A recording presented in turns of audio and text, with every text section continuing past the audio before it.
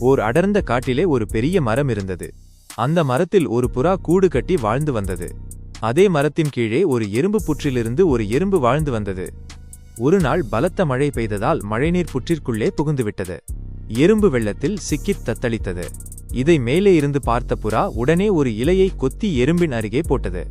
எறும்பும் அந்த இலையின் மேல் ஏறி தப்பியது. புறாவை பார்த்து நன்றி கூறியது. சில நாட்களுக்குப் பிறகு காட்டுக்கு ஒரு வேடன் வந்தான். அவன் மரத்தில் இருக்கும் புறாவை பார்த்தான். அதை சுடக்குறி வைத்தான். புறாவுக்கு தெரியாமல் மெதுவாக வில்லின் நாணை இழுத்தான். இதை பார்த்த எறும்பு உடனே வேகமாக ஓடிச் சென்று வேடனின் காலில் பலமாக கடித்தது. வேடன் வலியால் ஐயோ என்று கத்திக்கொண்டே காலை உதறினான். இதனால் அவன் குறி தவறியது.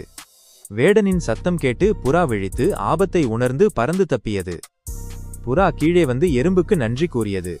நீதி: நாம் பிறருக்கு செய்யும் சிறிய உதவியும் நமக்கு கஷ்டம் வரும்போது பெரிய பாதுகாப்பாக அமையும்.